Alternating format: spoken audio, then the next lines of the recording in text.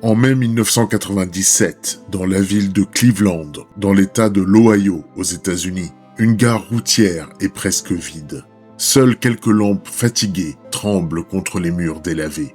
Un agent d'entretien avance, son chariot grince sur le carrelage humide. Il pousse la porte des toilettes, s'attendant à n'y trouver que le silence des lieux. Mais au fond de la pièce, quelque chose ne va pas. Une silhouette inerte est étendue sur le sol, comme abandonnée là. L'agent d'entretien, en panique, appelle la police. Quelques minutes plus tard, les premiers policiers arrivent. Ils observent la scène, mal à l'aise devant ce corps retrouvé dans un coin où personne ne devrait mourir. Est-ce un drame isolé, un geste de désespoir, ou le début d'une prédation que personne ne voit encore? Ils n'ont pas encore la réponse. En réalité, quelqu'un, quelque part dans cette ville, avait déjà commencé sa chasse.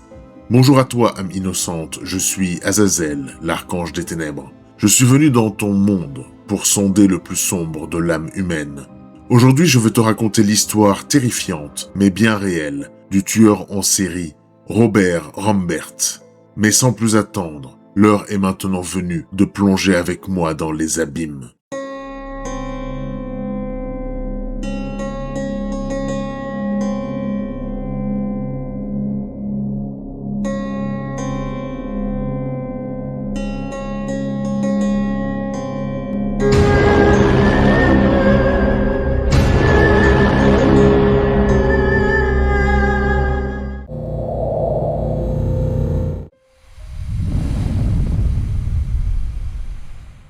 Robert Rambert vient au monde le 15 mars 1970 à Cleveland, aux États-Unis. Une ville où les Assyries décident du rythme des familles. Il porte le nom de son père, Robert Rambert Sr., figure discrète d'un foyer marqué par les contraintes d'une époque et d'une économie qui s'épuise. Autour de lui, les années 70 sont celles d'une transformation brutale. Les usines ferment, les rues changent et les familles apprennent à tenir comme elles peuvent. Le jeune Robert grandit là-dedans, entre les immeubles où les vies s'empilent et les ruelles où les enfants se forgent au contact d'une réalité qui ne laisse pas beaucoup de place à l'insouciance. Il apprend très tôt à observer les adultes qui rentrent épuisés, à comprendre que certaines journées peuvent écraser un homme sans que personne ne le remarque. C'est dans ce décor qu'il commence à se construire, entre les habitudes familiales, les lois du quartier, les limites à ne pas franchir et celles que certains traversent malgré eux. À l'école, il ne déborde pas. Il ne fait pas partie des enfants qui cassent, ni de ceux qui excellent. Il apprend, il suit le cours des choses, il fait ce qu'on attend de lui. Aucune extravagance, aucune violence, aucune trace qui puisse le mettre en avant ou l'isoler. Cleveland est une ville où l'on s'habitue rapidement à vivre comme les autres, sans se faire remarquer. Et lui s'y fond parfaitement. Les années passent et il devient adolescent, grandissant dans un environnement où la rigueur et les défis s'imposent à tout le monde. Les jeunes de son âge très souvent cherchent à s'échapper de la réalité par des rêves ou par des erreurs. Lui, il observe, il analyse, il apprend à rester calme, quelle que soit la situation. Une discrétion qui n'est pas une fuite, mais une habitude. Et cette habitude devient sa marque de fabrique. Une capacité à glisser entre les regards, à passer partout sans soulever de questions. Il entre dans l'âge adulte avec ce même tempérament, façonné par une ville en mouvement constant, par une époque qui broie les uns et endurcit d'autres. Lui, il choisit de se tenir droit, avec cette attitude qui ne fait pas de bruit, mais qui ne laisse jamais deviner ce qui se passe derrière. Cette enfance ne parle pas en cris ou en brutalité. Elle parle en habitude, en répétition, en survie du quotidien. Elle fait de lui un homme capable de rester calme, là où d'autres céderaient. Un homme qui comprend très tôt comment s'adapter aux failles d'un environnement qui ne donne rien. Cette base, cette structure, l'accompagnera dans chaque décision à venir. Parce que lorsqu'un enfant apprend à vivre dans l'indifférence générale, il peut devenir adulte sans qu'aucun regard ne le retienne. Et un jour, cela ouvre des chemins que personne n'aura vu arriver. Il entre dans l'âge adulte à la fin des années 80, à une époque où Cleveland ne promet plus grand-chose à ceux qui y grandissent. Pour lui, la vie adulte ne s'ouvre pas sur des choix, mais sur des obligations. Il cherche un emploi stable et se retrouve chauffeur de bus. Un travail répétitif, réduit à des trajets qui se ressemblent et à une population qui entre et sort de sa vie sans même le regarder. Cette routine lui convient. Jour après jour, il s'installe dans un fonctionnement où l'absence de contact significatif avec les autres devient un confort. Il ne cherche pas à s'ouvrir, il ne cherche pas à s'intégrer, il s'extrait peu à peu des interactions humaines. Ce détachement n'est pas une fuite, c'est une structure. Elle lui donne l'impression que rien ne l'attend, que rien ne le concerne, que le monde peut continuer autour de lui sans jamais frapper à sa porte. Mais derrière cette calme apparence, un mouvement sourd commence à prendre forme. Il observe les gens, pas par intérêt, mais par analyse. Il note leurs allées et venues, leurs faiblesses, leurs moments d'isolement. Il ne le fait pas de manière consciente au début. C'est une habitude qui s'installe, une manière d'étudier le terrain, comme si le monde était un espace à décoder plutôt qu'un lieu à vivre. À force, cette manière de regarder les autres se transforme. Ils ne sont plus des individus, ils sont des occasions, des variables, des points forts et faibles dans un environnement qu'il peut contrôler s'il le décide.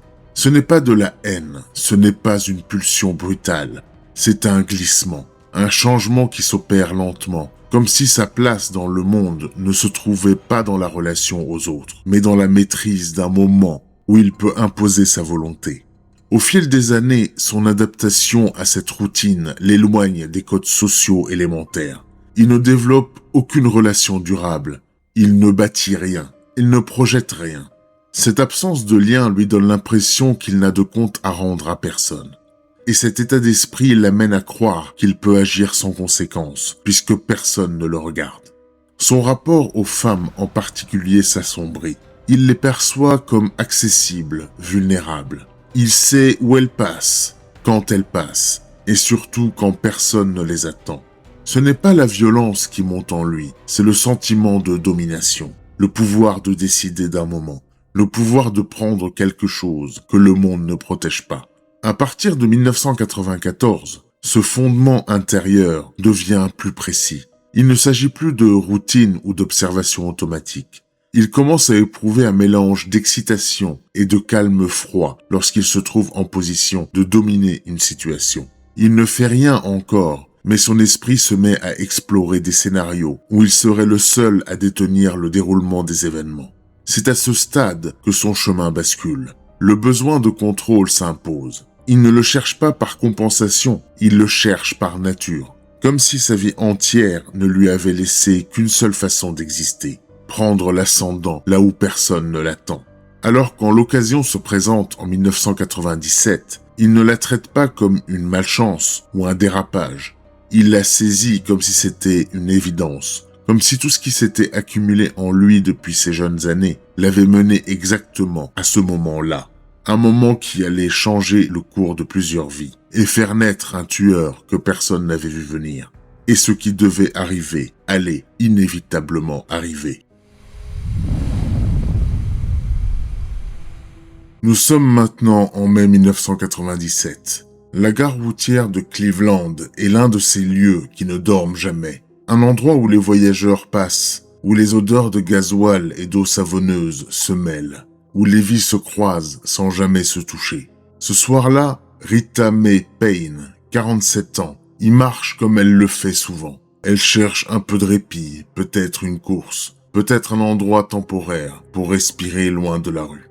Elle ne suscite pas l'attention. Elle est une femme parmi d'autres, vivant à la marge, sans soutien. Et c'est justement ce type de destin qui attire l'homme qui la regarde ce soir-là. Lui, il connaît cette gare par habitude. Il y travaille, il y passe des heures. Il observe le flux des gens qui entrent et qui sortent. Les moments où certaines personnes n'ont plus personne pour les voir. Ce soir de mai, il ne croise pas Rita par hasard. Il la remarque parce qu'elle est seule. Parce qu'elle n'inspire ni attente, ni défense. Parce que personne ne s'inquiétera d'une absence de quelques minutes. Robert s'approche d'elle avec cette façon calme qu'il maîtrise parfaitement. Pas d'agitation, pas de précipitation. Juste une invitation lâchée avec mesure contre quelques dollars. Un geste qui semble anodin, une demande que Rita ne perçoit pas comme une menace. Elle le suit vers les toilettes, un endroit où personne ne regarde vraiment, où les portes masquent les intentions. C'est là que tout bascule, là que ses gestes deviennent irrévocables. Il l'agresse, lui imposant une violence froide, maîtrisée, sans un mot de trop. Rita se débat, mais il ne lui laisse aucune chance. Quelques minutes plus tard, elle est au sol, inconsciente, et l'air du lieu semble se fermer sur elle. Robert, lui, part comme s'il sortait d'une pièce quelconque, sans se retourner, sans se presser. Rita, elle, ne bouge plus. L'agent d'entretien qui découvrira son corps quelque temps plus tard appellera la police. Au moment de ces constats, les enquêteurs ne savent pas qu'ils sont devant la première trace d'une longue série. Ils ne savent pas que l'homme qui a quitté ses toilettes est déjà engagé dans une ligne dont il ne déviera plus. Pour Robert, ce premier passage à l'acte n'est pas un accident. Ce n'est pas une erreur, c'est une expérience. Un moment qui valide un sentiment qu'il portait en lui depuis des années. Celui d'exister autrement, d'imposer sa volonté là où personne ne peut l'arrêter. En sortant de la gare, il ne montre aucun trouble. Il continue sa vie comme si de rien n'était. À cet instant de 1997, ce meurtre reste une énigme aux yeux de la police. Rita May est une victime parmi d'autres, dans une ville où les drames passent parfois inaperçus. Ce soir-là, dans les couloirs d'une gare routière oubliée, Cleveland a vu naître un prédateur. Du côté de Robert, après ce soir de mai 1997, rien ne semble changer dans sa vie. Il continue à travailler, à prendre son service, comme d'habitude. Il mange aux mêmes heures, donne l'impression d'être un employé ordinaire dans une ville ordinaire. Mais en lui, quelque chose s'est installé. Non pas une pulsion, mais une certitude. Il a vu à quel point il pouvait agir sans être remarqué, à quel point un instant suffisait pour décider du sort de quelqu'un. Cette réalité ne le quitte plus, elle l'obsède. Il ne change pas de comportement, il ne modifie pas ses habitudes. Au contraire, il s'y ancre davantage. Comme si le fait de mener une existence monotone lui donnait l'assurance que personne ne viendrait relier ses gestes à son nom. Il ne se vante pas, il ne se monte pas la tête. Il avance avec le calme d'un homme qui sait qu'il a franchi une ligne que personne autour de lui ne peut imaginer. Et peu à peu, cette idée prend racine. Il peut décider à nouveau du destin de quelqu'un. Il suffit qu'une nouvelle occasion se présente. Et cette occasion va arriver beaucoup plus vite qu'il ne croit. Nous sommes maintenant le 23 décembre 1997. Cleveland se prépare pour les fêtes de fin d'année. Ce soir-là, sur un parking entre deux bâtiments commerciaux, Dadren Lewis, 24 ans, se retrouve face à Robert. Les deux hommes échangent quelques mots, une discussion brève qui prend rapidement une mauvaise direction. Les tonalités changent, les corps se raffermissent, les gestes serrés remplacent les paroles. Puis tout bascule en quelques secondes. Robert sort une arme. Le mouvement est net, calculé. Le coup de feu déchire l'air glacé. Dadren Lewis s'effondre, son corps s'abattant sur le sol dur du parking. Robert, lui, ne recule pas. Il ne court pas. Il ne cherche pas à fuir. Il reste là, immobile, comme si cet événement faisait partie d'un plan calculé. Au bout du parking, les voisins ont entendu le tir. On sort, on observe, on appelle à l'aide. Les premières patrouilles de police arrivent. Ils découvrent le corps de Dadren à terre et Robert qui se tient immobile à quelques pas. Les policiers le mettent en joue et lui ordonnent de s'allonger face contre terre. Il obéit. La procédure se met en place en quelques instants. Les renforts arrivent. Le corps de Dadren Lewis est pris en charge. Et Robert, lui, est immédiatement interpellé. La porte du véhicule de police se referme sur Robert, et le trajet jusqu'au commissariat se fait dans un calme anormal. Il ne pose pas de questions, il ne cherche pas à négocier. Il fixe simplement le dos des deux agents devant lui, comme un homme qui ne se sent pas concerné par ce qui va suivre. Lorsqu'ils arrivent au poste, les procédures s'enchaînent. Prise d'identité, questions de routine, fouilles, formalités administratives. Robert répond courtoisement, avec un calme qui désarçonne les officiers. Il n'est ni hostile, ni abattu. Il donne l'impression de maîtriser la situation. Ce soir-là, les policiers ignorent son passé récent. Ignorent ce qui s'est passé quelques mois plus tôt dans les toilettes de la gare routière de Cleveland. Pour eux, il n'est qu'un homme qui a tiré sur un autre après une altercation. Un drame de rue, une affaire comme il en existe des centaines.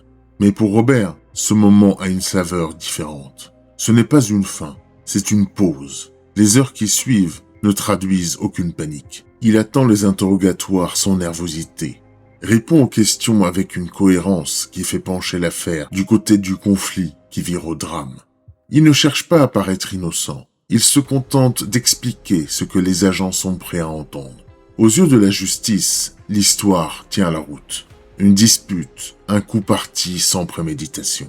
L'affaire se classe dans les dossiers de violence conjoncturelle. Ce n'est pas le portrait d'un prédateur, c'est le portrait d'un homme qui a mal réagi à un moment donné. Les procédures avancent, les jours passent, et au terme du processus judiciaire qui suit, Robert est condamné pour une peine de 6 ans. Il entre en prison comme un détenu banal. Il ne fait pas partie de ces prisonniers qui cherchent à dominer ou à s'imposer. Il s'adapte rapidement. Dans le quotidien carcéral, il se fond avec la même facilité qu'il avait eu à se fondre dans la ville. Il respecte les règles, suit les consignes, ne crée pas de problème. Les surveillants le classent dans la catégorie des détenus fiables, ceux qui ne génèrent pas d'incidents. Pour Robert, cette période devient un espace neutre. Il ne manifeste aucune agitation. Il se comporte comme si sa place entre les murs de la prison était temporaire, comme s'il était en train d'attendre. Et c'est exactement ce qu'il se passe. Il attend, non pas une rédemption, mais le moment où il sortira et pourra à nouveau agir. Dans les couloirs de la prison, personne ne devine ce qui se forme en lui. Il sortira en 2004, simplement comme il est entré, sans remous, avec cette discrétion qui a toujours fait partie de lui. Ce qui lui reste à faire, ce qu'il a commencé en 1997, l'attend déjà au dehors. Comme si ces 6 années n'avaient été qu'une interruption temporaire dans un chemin qu'il n'avait jamais perdu de vue. Après sa sortie, il rentre à Cleveland. Il trouve un endroit où se loger. Il retrouve une ville qui n'a pas changé, lourde, fatiguée, abîmé par les mêmes problèmes que ceux qu'il avait laissés avant son incarcération. Mais lui, il change de métier. Il ne reprend pas son poste de chauffeur de bus. Il choisit la route. Il devient chauffeur routier pour une compagnie de transport qui ne lui demande rien d'autre que d'être ponctuel et efficace. C'est un travail qui lui convient parfaitement. De longs trajets, des nuits passées dans une cabine où personne ne viendra frapper. Et pour Robert, c'est parfait. Il évite les contacts. Être seul sur la route lui offre ce qu'il ne trouvait pas dans la ville. Une tranquillité d'action. Personne pour observer ses déplacements. Personne pour l'associer à qui que ce soit. Les routes de l'Ohio ne soulèvent pas de soupçons. Elles ne gardent pas de mémoire. Elles permettent de passer, d'entrer et de sortir des villes sans que le monde ne s'en rende compte. Cette liberté-là, il l'accueille comme une évidence. Il reprend sa vie exactement là où il l'avait laissée, avec ce calme glacial qui ne trahit rien de ce qui l'anime. Au fil des années, ses trajets s'étendent, ses haltes se multiplient, et dans les mêmes quartiers qu'il traversait autrefois comme chauffeur de bus, il revient avec une intention qui ne le quittera plus. En 2015, cette intention trouvera un nouveau visage.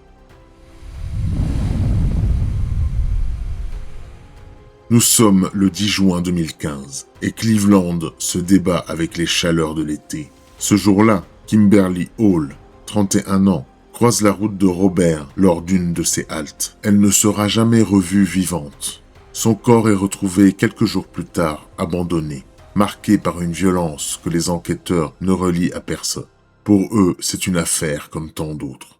Pour Robert, c'est le retour à un rythme qu'il avait simplement mis entre parenthèses. Et puis, 3 mois plus tard, sa route le ramène non pas vers une victime anonyme, mais vers son propre cercle. À Cleveland, il vit par intermittence chez son cousin Jerry Rambert, 52 ans. Un homme qui lui a offert un toit sans poser de questions. Au fil du temps, les tensions s'installent entre eux, comme si la cohabitation avait ouvert une fissure impossible à ressouder. Le soir du 21 septembre 2015, cette fissure cède d'un coup.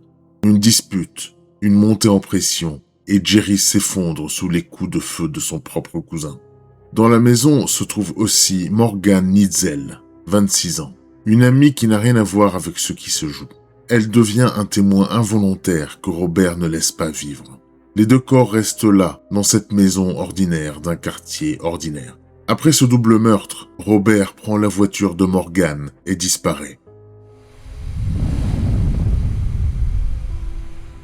La nuit qui suit la découverte des corps de Jerry Rambert et de Morgan Nitzel, les enquêteurs comprennent que l'élément le plus précieux ne se trouve pas dans la maison, mais à l'extérieur. La voiture de Morgan a disparu.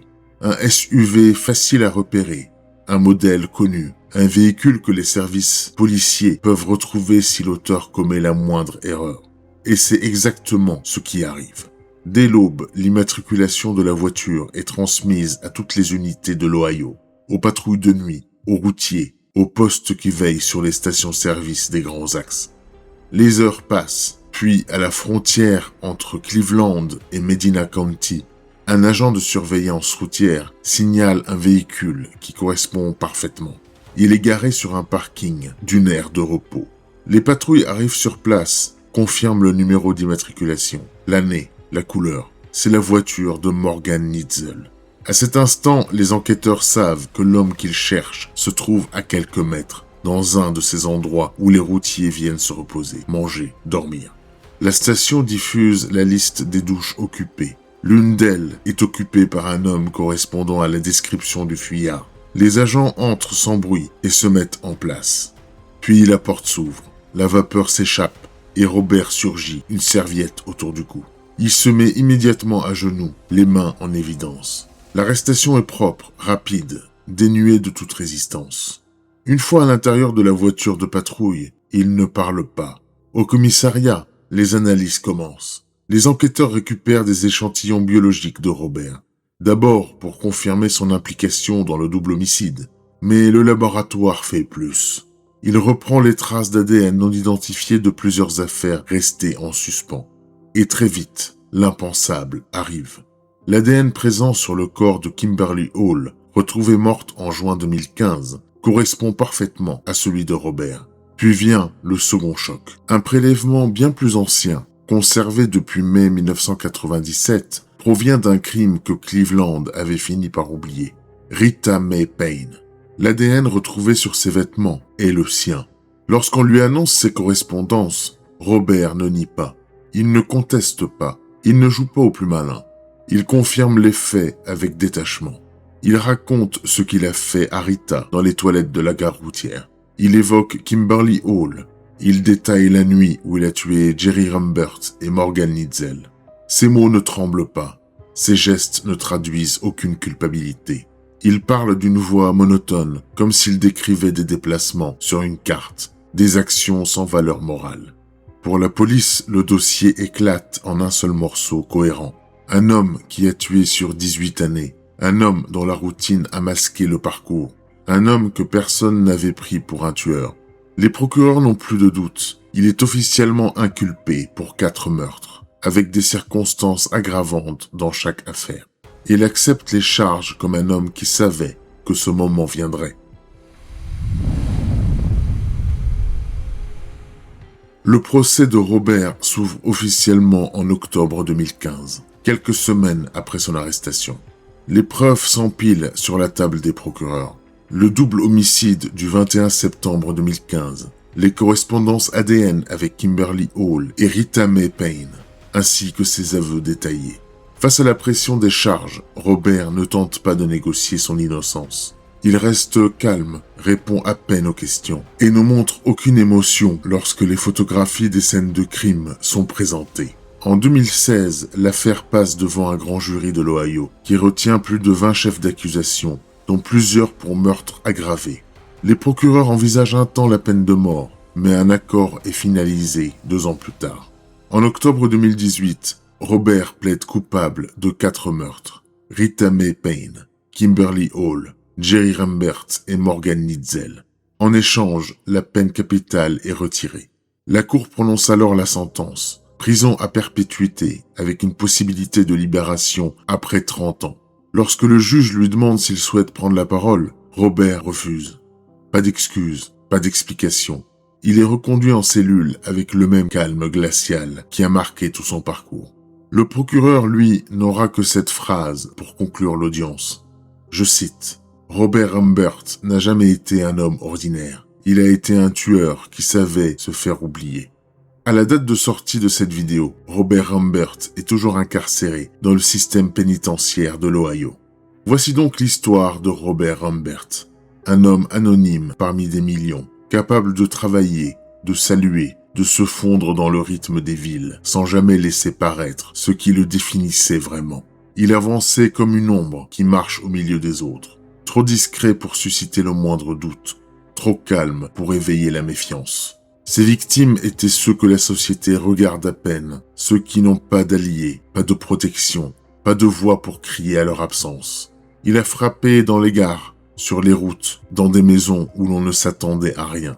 Une trajectoire étendue sur 18 années, guidée par une froideur intérieure qui ne s'est jamais brisée. Aujourd'hui, Robert Humbert est enfermé dans une cellule de l'Ohio, loin des parkings, des haltes de routiers et des lieux où il aimait disparaître sans bruit.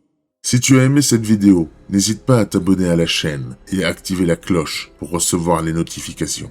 Tu peux aussi me suivre sur mes différents réseaux sociaux pour ne rien manquer de mes actualités. Tu peux enfin cliquer sur l'une des vidéos qui s'affichent en haut de ton écran. Des histoires tout aussi froides, vertigineuses et réelles. Des plongées dans l'esprit de ceux qui ont dépassé toute limite. Je suis curieux d'avoir ton avis sur cette affaire dans les commentaires de cette vidéo. Pour ma part, je te donne rendez-vous très bientôt pour une nouvelle histoire terrifiante. À très vite, dans tes cauchemars.